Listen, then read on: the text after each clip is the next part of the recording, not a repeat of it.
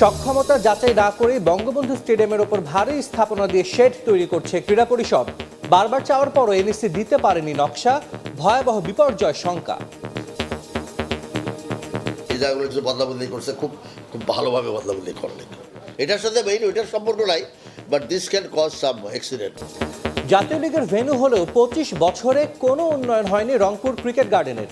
সংস্কার ও রক্ষণাবেক্ষণের অভাবে ধ্বংসস্তূপে পরিণত হয়েছে পঞ্চগড়ের 3 স্টেডিয়াম। স্থানীয় ও খেলোয়াড়দের ক্ষোভ।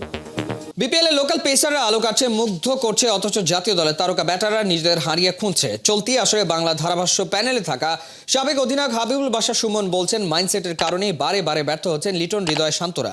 ঢাকার পিচের এমন চরিত্র ব্যাটারদের আরো সাহসী করে তুলবে বিশ্বাস সাবেক এই নির্বাচকের। তাসকিন, নাহিদ রানা তাদের বোলিং দেখার পর এই দুজন যখন বল করতে আসে আমার মুখে হাসি বের হয়ে যায়। মাথার খেলাতে আমাদের ব্যাটাররা পিছিয়ে যাচ্ছে। তানজিদ তামিম আর লিটন না, আরো অনেকে তৌহিদ হৃদয় আছেন। তাসকিনের তেলেসমাতি, নাহিদের গতি, পেসাররা ছড়াচ্ছেন দুটি, জমিয়ে তুলেছেন বিপিএল। অন্যদিকে বড্ড হতাশায় ডুবছেন জাতীয় দলের ব্যাটাররা। সবশেষ টি-20 সিরিজের কাপ্তান লিটন কুমার দাসের সমস্যাটা কি? বাংলা কমেন্ট্রির সুবাদে প্রতি ম্যাচ খুব ক্লোজলি দেখছেন সাবেক অধিনায়ক ও সাবেক নির্বাচক হাবিবুল বাশার সুমন। হতাশ হয়েছি কিছু খেলা দেখে, বিকজ যারা জাতীয় দলে খেলেন তাদের আসলে বিপিএলে ডমিনেট করা উচিত। আমি মনে করি তাদের কাছ থেকেই বেস্ট ইনিংসগুলি দেখতে চাই আমরা, সেটা দেখতে পাইনি। অনেকদিন যারা খেলে ফেলেছেন তাদেরকে আসলে উপদেশ দেওয়ার কিছু নেই। তারা তাদের ক্রিকেটটা কিন্তু এখন খুব ভালো মতো বুঝে যাওয়ার কথা। যেটা বলছিলাম, শুধু তানজিদ তামিম আর লিটন না, আরও অনেকে তৌহিদ হৃদয় আছেন। যদি একদম early stage of the tournament, but তাদের কাছ থেকে আমি আসলে ডমিনেটিং পারফরমেন্স দেখতে চাই। কীভাবে রান করতে হবে সেটা আসলে তাদেরকে নির্ধারণ করতে হবে, বিকজ তারা এনাফ ক্রিকেট খেলেছেন। সমস্যা কি? মাইন্ডসেট। আমার কাছে মনে মাইন্ডসেট, কারণ তারা সবাই স্কিলফুল প্লেয়ার, যথেষ্ট স্কিল আছে, সব রান করার সামর্থ্য খুব ভালো মতো আছে, আমরা সবাই জানি, এবং তারা করেছেনও। এবং এই বিপিএলটা তাদের জন্য আরও সহজ হওয়া উচিত, বিকজ তারা ইন্টারন্যাশনাল ক্রিকেটে এর থেকে অনেক ভালো বলার ফেস করে আসেন। তাসকিন, নাহিদ রানা তাদের বোলিং দেখার পর আলাদা ভালো লাগা কাজ করে বাংলাদেশি ফাস্ট বোলার। এই দুজন যখন বল করতে আসে আমার মুখে হাসি বের হয়ে যায়, বিকজ আমি ভীষণ এনজয় করছি এদের বোলিং দেখাটা। আমাদের দেশে বোলাররা এখন যে বিশেষ ফাস্টার বোলাররা ব্যাটসম্যানদের ব্যাকফুটে ঠেলে দিচ্ছেন, ব্যাটসম্যানদেরকে গতিতে পরাস্ত করছেন, সিপ মুভমেন্টে ব্যাটসম্যানদেরকে বিপদে ফেলছেন, এটা দেখতে পাওয়াটা খুব ভীষণ আনন্দ। রাজধানী ছেড়ে বিপিএল সিলেট যাওয়ার আগে দর্শকরা দেখেছে 2টো সেঞ্চুরি, দলীয় সর্বোচ্চ হয়েছে 219, 200-র কাছাকাছি টোটাল গেছে আরো বেশ কটা। গামিনীর পিচের অমন আচরণের রহস্যটা কি? উইকেট একটু ঘাস রাখার জন্য উইকেট অতটা স্লো হচ্ছে না, বলটা পরে ব্যাটে ভালো আসছে, এমন এই চেঞ্জেসটা করা হয়েছে এবং সেটা আমাদের কাজে লাগছে। এটা বাংলাদেশের ক্রিকেটের জন্য টি-20 ইন্টারন্যাশনালের জন্য কতটুকু কাজে দেবে? ইন্টারন্যাশনাল টি-20তে কিন্তু এখন সবাই 180-190 খেলা। আপনি যদি বৈশ্বিক টুর্নামেন্টে জিততে চান তাহলে কিন্তু আপনাকে নিয়মিত হবে 180-190 চেস করার মতো সামর্থ্য থাকতে হবে। সেই ধরনের ক্রিকেট আসলে ডোমেস্টিক খেলতে হবে। সো আমরা যখন এই ধরনের উইকেট খেলবো, আমরা উইকেটে খেলবো, এবং আমরা দেখেছি যখন আমরা এইরকম উইকেট প্রোভাইড করি আমাদের ব্যাটসম্যানরা কিন্তু বড় শট খেলতে পারেন। যে এখানে কিন্তু বোলারদের জন্য অনেক কিছু আছে, বাট ব্যাটসম্যানরা শট খেলতে পারছেন। যদি এরকম উইকেট দিতে পারি উইদিন ইয়ার অর টু আমাদের ব্যাটসম্যানরাও টি-20 ফরম্যাটে বড় শট খেলতে পারবে। নতুন করে লোড ক্যালকুলেশন না করেই 70 বছরের পুরনো বঙ্গবন্ধু স্টেডিয়ামের ওপর ভারী স্থাপনা দিয়ে শেড তৈরি করছে জাতীয় ক্রীড়া পরিষদ। বারবার চাওয়ার পরও স্টেডিয়ামটির স্ট্রাকচারাল ডিজাইন দিতে পারেনি এনএসসি। যে প্রতিষ্ঠান ছাউনির নকশা করেছে তারাও দিয়েছে বিভ্রান্তিকর তথ্য। ইচ্ছেমতো কাঠামো সংযোজন কিংবা পরিবর্তনে শঙ্কা রয়েছে ভয়াবহ বিপর্যয়ের।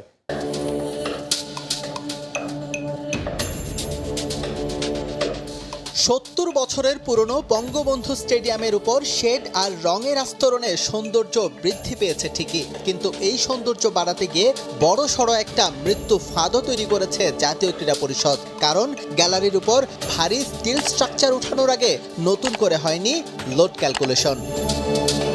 নির্মাণের 41 বছর পর 1996 সালে প্রথমবারের মতো এই স্টেডিয়াম নিয়ে মাথা ঘামায় বুয়েট প্রতিনিধি দল। তাদের গবেষণায় উঠে আসে স্টেডিয়ামটির রুগ্ন দশা। তারও প্রায় 2 যুগ পর এটি সংস্কারের উদ্যোগ নেয় ক্রীড়া পরিষদ। শুধুমাত্র সেই সংস্কারের উপর ভিত্তি করেই কোনো স্টাডি ছাড়া স্থাপনাটির উপর চাপানো হচ্ছে এবার হাজার হাজার টনের লোহা লক্করের বোঝা। কেন লোড ক্যালকুলেশন ছাড়া বঙ্গবন্ধু স্টেডিয়ামের মাথার উপর বসানো হচ্ছে ছাউনি, তা অনুসন্ধানে নামে সময় সংবাদ। এই তথ্য খুঁজতে গিয়ে পাগল হবার জোগাড়। ক্রীড়া পরিষদের এই টেবিল থেকে ও টেবিল, কারো কাছেই নেই প্রকৃত তথ্য। এক পর্যায়ে প্রকল্প পরিচালক জানিয়ে দেন এই তথ্য অতি গোপনীয়, দেয়া যাবে না গণমাধ্যমে। ডিজাইনটা তো কেউ দিবে না আপনাকে, এটা অফিসিয়াল ডকুমেন্ট। আপনি টাকা পয়সা কত টাকার কাজ, কতটুকু, কত লম্বা, চওড়া, এগুলো স্ট্রাকচার ডিজাইন এটা না দেওয়ার কারণ কি? এটা তো আপনার অফিসিয়াল ডকুমেন্ট, এটা তো আপনার আগে প্রতিনিয়ত চেঞ্জ হচ্ছে।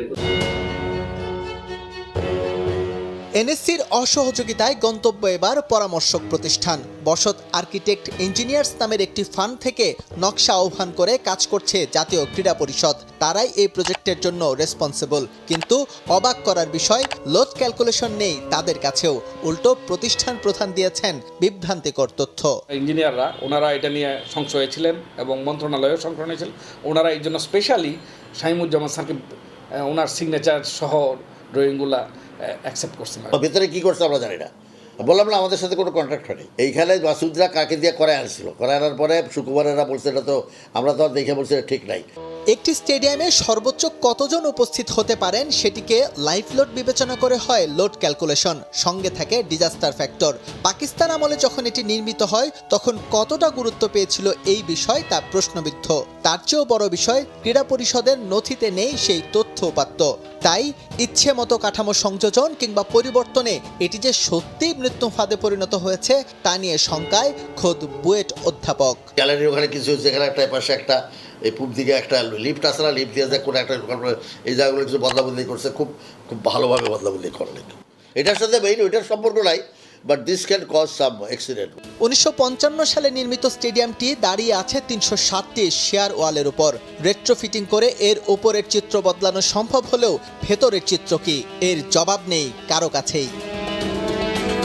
বিপিএল ক্রিকেটের ঢাকা পর্ব শেষে পয়েন্ট টেবিলের শীর্ষে রংপুর রাইডার্স, 2-এ খুলনা টাইগার। সবচেয়ে বেশি রান করেছেন কে? সবচেয়ে বেশি উইকেট কার অ্যাকাউন্টে? চলতি বিপিএলে এখন পর্যন্ত সবচেয়ে সুন্দর মুহূর্ত কোনটা? নাহিদ রানার বলে তামিমের স্টাম্প ভাঙা, 7 উইকেট নিয়ে তাসকিনের রেকর্ড গড়া, নাকি খাদের কিনারা থেকে রাজশাহীর বিপক্ষে মাহমুদুল্লাহ রিয়াদ, ফাহিম আশরাফের বরিশালকে জয় এনে দেয়া? ঢাকায় প্রথম পর্ব শেষে বিপিএল এখন সিলেটে। 3 ম্যাচে 3 জয়ে রংপুর রাইডার্স পয়েন্ট টেবিলের শীর্ষে।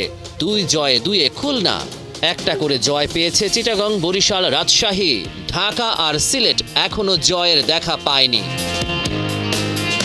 চলতি আসরে সেঞ্চুরি হয়েছে 2টা। চিটাগং কিংসের উসমান খানের পর ম্যাজিক ফিগারের দেখা পেয়েছেন ঢাকা ক্যাপিটালসের থিসারা পেরেরা। ঢাকায় বিপিএলের প্রথম পর্বে সেরা বোলিং ফিগার তাসকিন আহমেদের। ঢাকা ক্যাপিটালসের বিপক্ষে দুর্বার রাজশাহীর পেসার 19 রানে শিকার করেন 7 উইকেট। ব্যাট হাতে সবচেয়ে বেশি রান দুর্বার রাজশাহীর কাপ্তান এনামুল হক বিজয়ের ব্যাটে। 3 ম্যাচে 146 রান তার অ্যাকাউন্টে। দ্বিতীয় স্থানে রয়েছেন চিটাগং কিংসের পাকিস্তানি ক্রিকেটার উসমান খান। 1 সেঞ্চুরিতে তার সংগ্রহ 141 রান। তৃতীয় অবস্থানে ঢাকা ক্যাপিটালসের কাপ্তান থিসারা পেরেরা। চলতি বিপিএলে এখন পর্যন্ত সেরা বোলার তাসকিন আহমেদ। 3 ম্যাচেই শিকার করেছেন 12 উইকেট। রংপুর রাইডার্সের খুশদিল শাহ দ্বিতীয় স্থানে। নাহিদ রানা 6 উইকেট শিকার করেছে। সোমবার সিলেট আন্তর্জাতিক ক্রিকেট স্টেডিয়ামে শুরু হবে বিপিএলের দ্বিতীয় পর্বের খেলা। 6 দিনে ম্যাচ হবে মোট 12টা। সিলেটে চলছে শেষ মুহূর্তের প্রস্তুতি, চলছে সৌন্দর্য বর্ধনের কাজ। দেশি বিদেশি ক্রিকেটাররা মাতাবেন মাঠ, যার জন্য নিরাপত্তাও করা হয়েছে জোরদার। পর্যটন নগরী হিসেবে পরিচিত সিলেট অপেক্ষায় ক্রিকেট উৎসবে মেতে ওঠার। চায়ের শহর আউলিয়ার শহরের পর সিলেট এখন ক্রিকেটের শহর। চায়ের দেশে অনুষ্ঠিত হচ্ছে একের পর এক ক্রিকেটের ইভেন্ট। নারী সিরিজ, এনসিএল টি20-র পর এবার শুরু হতে যাচ্ছে বিপিএল এর সিলেট পর্ব। দেশের সবচেয়ে জমকালো ক্রিকেট আসর সামনে রেখে সেজে উঠছে সিলেট আন্তর্জাতিক ক্রিকেট স্টেডিয়াম। ঘষা মাজা শেষে ধুয়ে মুছে পরিষ্কার করা হচ্ছে। লাক্কাতুরায় বিপিএল উৎসবে দর্শকদের বরণ করতে প্রস্তুত হচ্ছে দেশের সবচেয়ে দর্শনীয় ক্রিকেট স্টেডিয়াম।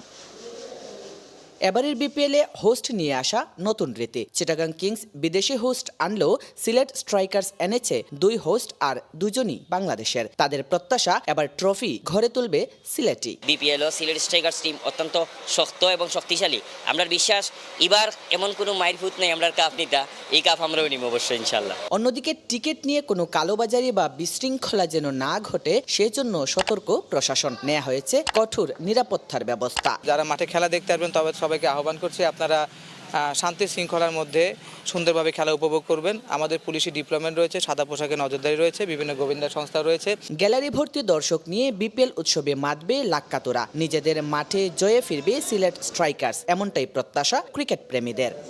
ভারতের নিয়মিত টেস্ট অধিনায়ক রোহিত শর্মা দল থেকে বাদ, মেলবোর্নেই খেলে ফেলেছেন নিজের শেষ টেস্ট। পাল্টা ব্রেকিং নিউজের ছড়াছড়ি, তবে এমন সব জল্পনা কল্পনার আগুনে যেন ঘি ঢেলে দিলেন রোহিত। জানালেন সিডনি টেস্টের একাদশ থেকে বাইরে থাকা তারই কল ছিল এবং সেটা নিজের অফ ফর্মের কারণেই। সিডনি টেস্টের দ্বিতীয় দিনের লাঞ্চ ব্রেকে স্টার স্পোর্টসকে দেয়া সাক্ষাৎকারে এমনটা জানিয়েছেন টিম ইন্ডিয়ার ক্যাপ্টেন নিজেই। সিডনি টেস্টের আগের দিন থেকেই কানাঘুষা। এই ম্যাচ থেকে রোহিত শর্মাকে ছেঁটে ফেলা হয়েছে। ম্যাচ ডেতে যখন vice captain Jasprit Bumrah toss করতে এলেন, তখনই ব্যাপারটা পরিষ্কার হলো। বুমরা জানালেন ক্যাপ্টেন তাদের সাথেই আছেন, তবে এই ম্যাচে রেস্টেড। কিন্তু রোহিতের গেল কয়েক ইনিংসের পারফরমেন্স বলে শব্দটা হবে ড্রপড, অর্থাৎ বিশ্রাম নয়, বাদ দেয়া হয়েছে ক্যাপ্টেনকে। টিম ইন্ডিয়া সিডনি ক্রিকেট গ্রাউন্ডে যখন লড়াইয়ে নেমে গেছে, রোহিত প্র্যাকটিস কিট পরে ড্রেসিং রুমের আউটসাইড এরিয়াতে। বডি ল্যাঙ্গুয়েজে অস্বস্তি। মেলবোর্নেই কি তবে খেলে ফেলেছেন ক্যারিয়ারের শেষ টেস্ট? ম্যাচের দ্বিতীয় দিন শুরুর আগেই ইন্ডিয়ান এক্সপ্রেসের ব্রেকিং। কোচ গৌতম গম্ভীর আর প্রধান নির্বাচক অজিত আগারকারের সাথে মিটিং হয়েছে রোহিত শর্মার। সেখানে সাফ জানিয়ে দেওয়া হয়েছে ভারতের জার্সিতে লাল বলের ক্রিকেটে তাকে আর ভাবা হচ্ছে না। সেই কারণেই কি মেলবোর্ন টেস্ট থেকেই কোহলিকে মাঠের অনেকটা নিয়ন্ত্রণ করতে দেখা গেছে। ম্যানেজমেন্ট যদি রোহিতকে বাদ দিয়েই সামনে তাকাতে চায়, সেটা অবশ্য অমূলক নয়, কারণ 37 বছর বয়সী রোহিতের টেস্ট ব্যাটিং গ্রাফ নিম্নমুখী। লাল বলের ক্যারিয়ারে যেখানে তার ব্যাটিং গড় 40+, গেল এক বছরে সেটা নেমে এসেছে 23-এ। শেষ 5 ইনিংসে মাত্র 6 গড়ে রান তুলেছেন এই ওপেনার। কিন্তু সিডনি টেস্টের দ্বিতীয় দিনের লাঞ্চ ব্রেকে স্টার স্পোর্টসকে রোহিত জানিয়েছেন এই ম্যাচে একাদশের বাইরে থাকা তারই কল ছিল।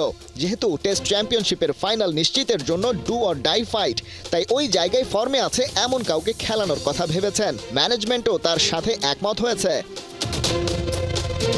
কিন্তু এই 2 ম্যাচ না হয় বাইরে থাকলেন, টানা অফ ফর্মের কারণে যে অবসরের গুঞ্জন উঠেছে সেটা কতটা সত্যি?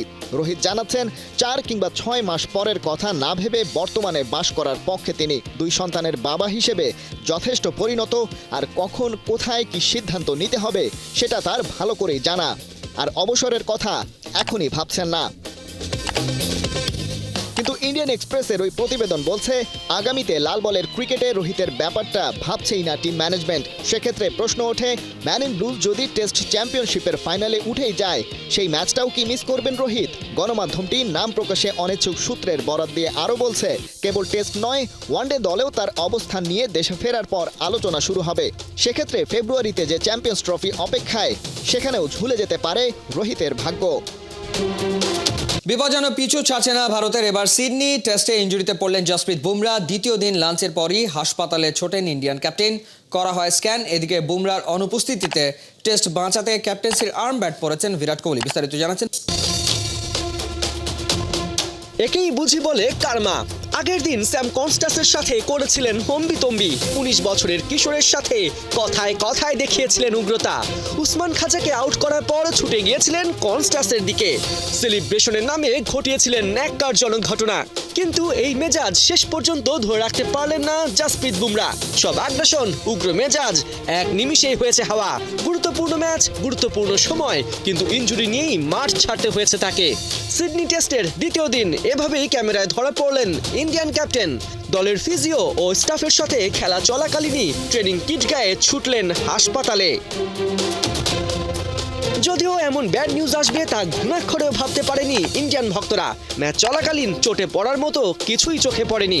দিনের শুরুতে চতুর্থ ওভারে লাবুশানের উইকেট তুলে বুমরা ভারতকে নিয়ে আসেন ড্রাইভিং সিটে। ফার্স্ট সেশনে ওই 1 উইকেট আর 1 মেডেনের বিপরীতে 7 ওভারে রান দেন মাত্র 20। ধাক্কাটা লাগে মূলত মধ্যাহ্ন বিরতির পর। সতীর্থদের সাথে মাঠে নামলেও স্বস্তিতে ছিলেন না ভারতীয় কাপ্তান। 1 ওভার বল করলেও গতি নেমে আসে 125 কিলো প্রতি ঘন্টায়। ব্যাস, এরপরই দ্রুতই মাঠ ছেড়ে উঠে যান এই পেসার। ড্রেসিং রুমে 1 ঘন্টা অপেক্ষার পর কন্ডিশনে ডেভেলপমেন্ট না আসায় দ্রুতই ফিজিওকে নিয়ে স্টেডিয়াম ছাড়েন। এ সময় স্টেডিয়ামের পার্কিংয়ে একটি কালো গাড়িতে চড়ে মাঠ ছাড়তে দেখা যায় ভারতীয় এই পেসারকে। জানা গেছে সিডনির একটি হাসপাতালে এক্স রে করাতেই এই তড়িঘড়ি। বুমরার অনুপস্থিতিতে ক্যাপ্টেন্সির দায়িত্বটা নিয়েছেন বিরাট কোহলি। জসপ্রীত বুমরা শুধু এই টেস্ট না, গোটা সিরিজেই ভারতের ট্রাম্প কার্ড। ইন্ডিয়ান বোলারদের মধ্যে সর্বোচ্চ 153 ওভার বল করেছেন এই পেসার। 32 উইকেট নিয়ে আছেন সবার শীর্ষে। ফাইফারও দখল করেছেন 3 বার। তার এই চোট ভারতের জন্য বড় সেটব্যাক হিসেবেই বর্ণনা করেছেন রবি শাস্ত্রী, ব্রেট লি সহ 2 দলের সাবেক ক্রিকেটাররা।